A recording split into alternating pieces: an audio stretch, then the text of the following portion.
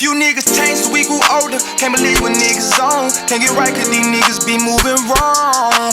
How the fuck they claim the gang and then switch up? You must be scared. Yeah, I love you, but it's bullet for your head. These niggas ain't about that lifestyle. About that lifestyle. What's good, More Life gang? It's your boy, bruh. Alright, y'all know we just dropped the little Mabu on the radar freestyle. I told y'all I had some more vids dropping today. This is one of them right here. It's called The War in the Bronx. A lot of people say before I start reacting to like all the other drill rappers from New York, they said check out some of these War in Bronx vids or these New York documentary gang war vids. Like that's basically what y'all say. So I have a sense of what's going on. And I appreciate y'all boys for really trying to catch me up. Like y'all doing everything y'all supposed to do to try to get me in tune with what's going on. So, cause I don't want to be reacting to this stuff blindly and not really understanding it. Y'all know that's where I come from the other channel. I like to understand what I'm listening to. Like I just can't help it, bro. But look, we finna check out this. I see, what his name is, Trap Lord. He dropped another one that's like an hour, 30 minutes. Ain't no way. Y'all niggas gotta give me some motivation to react to that. Like, if this video get 15,000 likes, 15,000. I done saw y'all get that many likes a million times. 15,000, I'll react to the whole hour, 30 minute video explaining the whole deadly war gang in New York. So let's get this, man. This is a little short one right here. It's explaining the OGs versus YGs versus SevSide. Let's get it. The Bronx is a wild place. It's the borough with the most crime and is well known for gang activity. The Bronx drill sound is on the rise and is fueling the deadly war between three gangs. The OGs, the YGs, and SevSide. Let's get straight into this crazy beat. OGs, YGs, Brooklyn SevSide was getting attention for its drill scene, but the Bronx is coming with a whole new sound that's starting to make waves. K-Flock is one of the hottest rappers from the Bronx right now, racking up millions of plays on songs like Being Honest and PSA. Bronx drill. Y'all told me to react to PSA. So that's probably what's next. K-Flock, PSA. May have the same bass lines and hard flow as Brooklyn and UK drill, but it has its own unique sound that's influenced by classic New York hip-hop. Most of the beats have classic samples laced in with distorted 808s that gives the music a different vibe than drill from other areas. K-Flock has been riding the wave with his new sound and has been building a buzz over the past few months. But his come up ain't just been all success. He also suffers from the pain and loss that comes with the street life, losing many friends to gun violence. K-Flock hopped off the curb at a young age and was on the block at like 12 years old. He started rapping because of his homie Dougie B, who's also a rapper and has been featured on multiple tracks. K-Flock's first official track was a remix of the 22G song, Blicky Gang Freestyle, which he titled FTO. 22Gs then gave K-Flock a shout out in a recent interview showing love to the Bronx drill movement. In August 2021, he remixed Siggy Black's song, Dishonest, and called it Being Honest. That track quickly racked up millions of views and earned him a feature from G Herbo. There's also rumors that he recently signed a 7-figure deal and he's in a good position to take over the Bronx rap scene. But behind all of K-Flock's success is a deadly war that involves his own family members. He's from a blood set around East 187th Street in a hood known as SevSide. SevSide. Alright, so he talking about SevSide first. It's a blood gang. And he said a lot of his family members in it. Let's get it. He's from a blood set around East 187th Street in a hood known as SevSide. SevSide is made up of Mac Baller Brims and Sex Money Murder, and they cool with the Rollin' 80s Crips. SevSide beefs with other gangs in the area, including the OGs, or Original Goons, and the YGs, or Young Gunners. At first, these two was the same gang and controlled a few different projects around Cortlandt Ave, not far from SevSide. But one of the founders of the YGs crossed over another top member, so the dudes in his hood split off to form the OGs. Today, the YGs are one of the most hated gangs in the Bronx, and they beef with almost everyone. One of the YG's main rappers, named D-Thang, is K-Flock's blood cousin. D-Thang. The two rappers. Okay. Here we go. Now, I've been wondering who this D-Thang guy was. Like, I be seeing his name in the comment section a lot. A lot of people in the comments are saying he's the best drill rapper out of the New York drill scene. That's just what I'm seeing. I'm not saying that.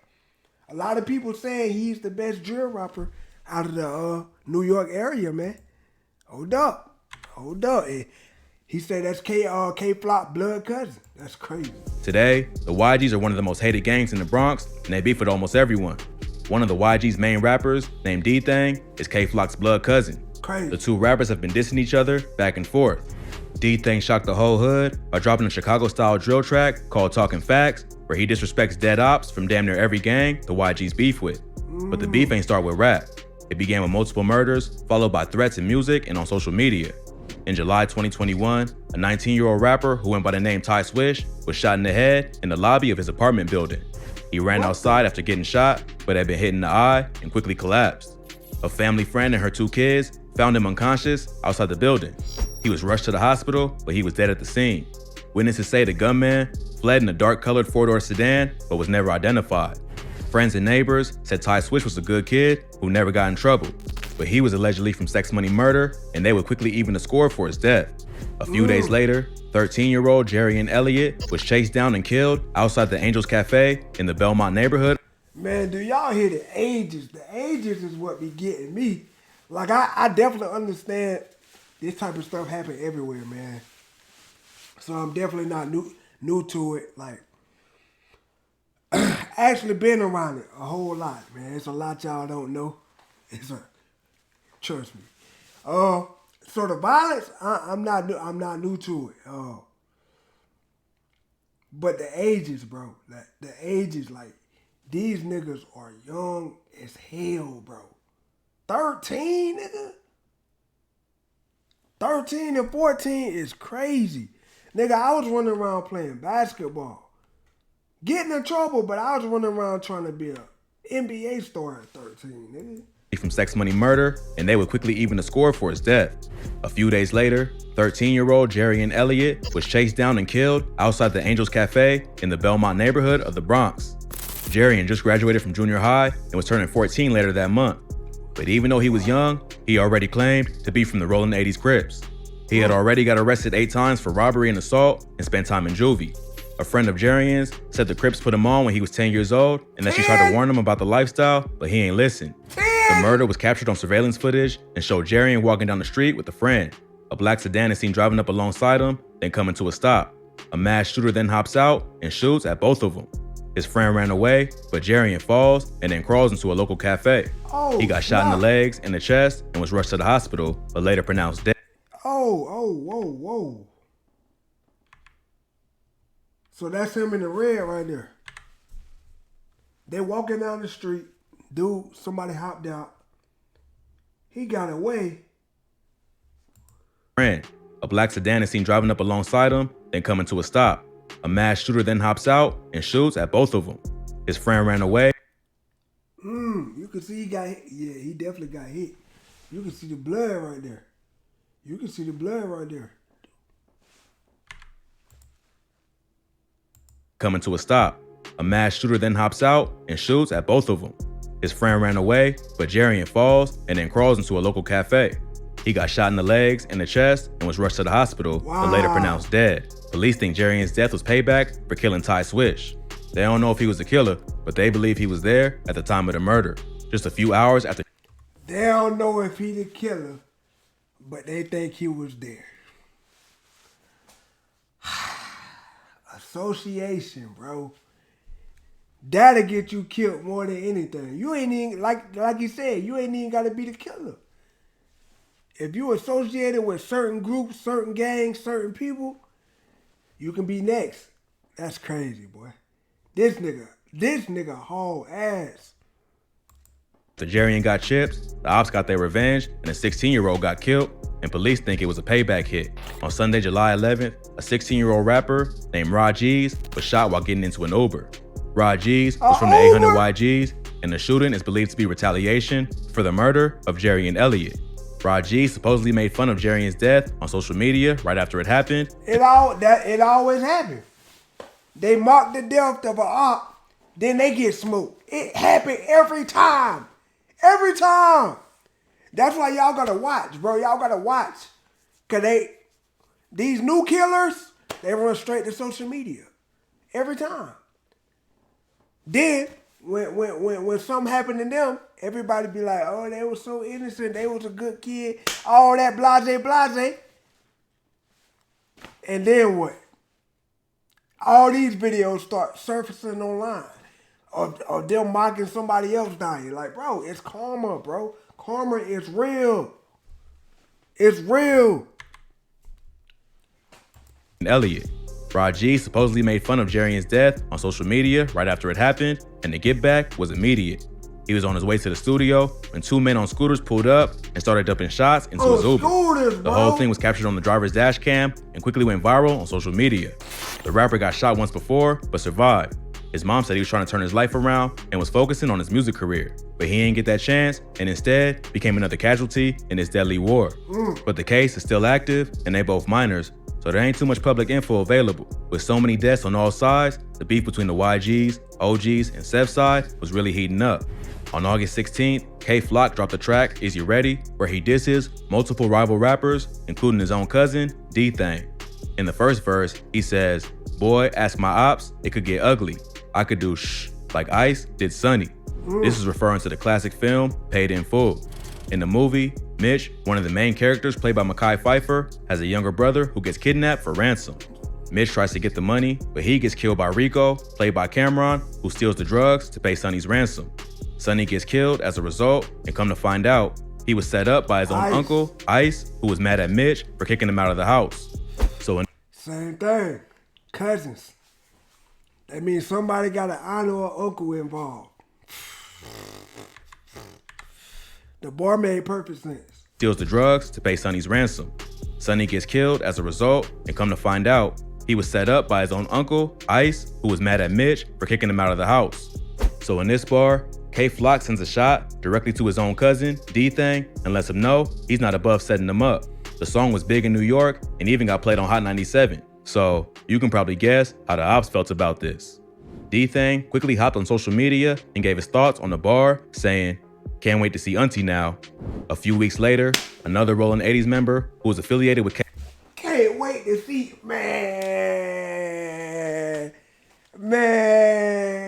hey, this beef stuff get deep, ain't it? Oh my God, y'all niggas are cousins, nigga. That nigga said, I can't wait to see Auntie. What? Y'all niggas different, boy. I'm telling y'all. Can't wait to see Auntie now. A few weeks later, another Rollin' 80s member who was affiliated with K Flock got murdered broad day. The victim was 16-year-old rapper Nas Roller. He was killed after two men hopped out of a Honda Accord and popped him in the head and chest in SevSide's hood. Police said that Nas Roller had a long criminal history and got arrested 18 times already, including 10 felonies dating back to May. Hold up. What is going on in New York, bro? Hold up. They said this nigga was, bro. They say this nigga was 16 years old and got arrested 18 times. What? How you get arrested more times than your age? Got arrested 18 times and was 16. Boy, what the? Yo, these niggas menaces for real. The victim was 16-year-old rapper Nas Roller. 16. He was killed after two men hopped out of a Honda Accord and popped him in the head and chest in SevSide's hood. Police said that Nas Roller had a long criminal history and got arrested 18 times already, including 10 felonies dating back to May 27. 10 felonies! Oh my God!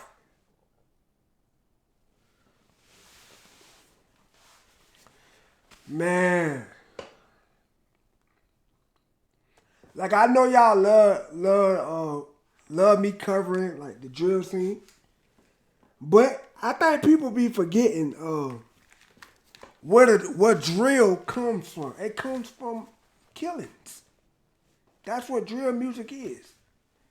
It's nothing but murder and killings. That's all they talking about. It's about sliding on the ops. That's what drill means, nigga. When you go on the drill, that's what you're going to do. You're going to slide on the ops. That's why the genre is so popular. Like, no matter where side of the world it's coming from, Chicago, New York, the UK, anywhere. It don't matter where the drill scene It's popping that. It's all talking about the same thing. That's why it's so popular. Because people love death. People love when people die for some reason. That's what the internet loves. They love when people die. I don't get it, bro. I don't get it. Criminal history and got arrested 18 times already, including 10 felonies dating back to May 2017. He was recently arrested for gun possession and was fighting 3 other open gun cases. Dang. After his death, D-Thing would hop on Instagram and sneak diss Nasrullah, who was his cousin K-Flock's right-hand man, suggesting he might have got set up. Right around the same time Nasrullah was killed, D-Thing dropped Talk Facts, which is pretty much the Bronx version of Who I Smoke, where he disses all his ops, both alive and dead. On the track, he samples the song Somebody That I Used to Know by Gautier and throws a sub at a different op in almost every. See, I gotta cover all that, bro. I gotta cover all that.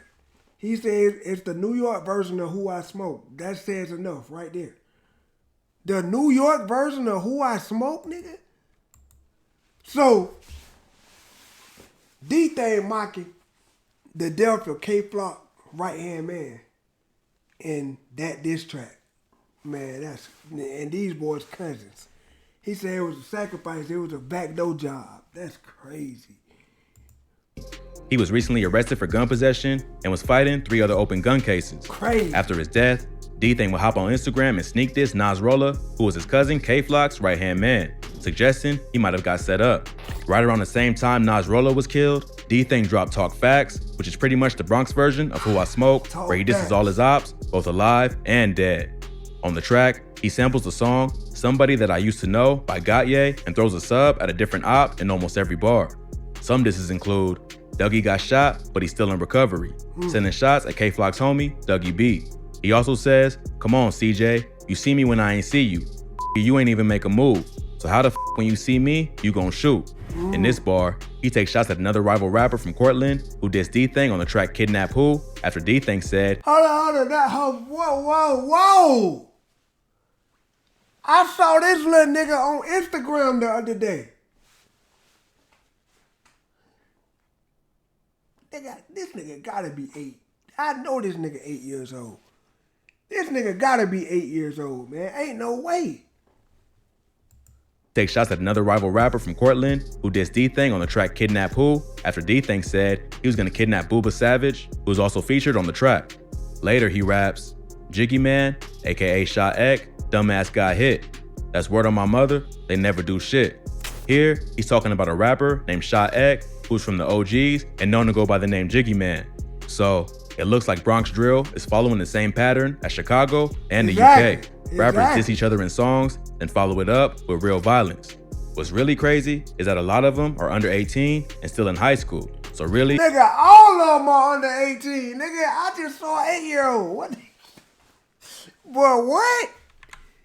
Yo, y'all niggas was right, bruh. This New York scene ain't no joke, nigga. What's really crazy is that a lot of them are under 18 and still in high school. So really, they don't fully understand the consequences that come with the lifestyle they live in. Hopefully, they're paying attention to how hot it's getting in O-Block and they cool it down before it's too late.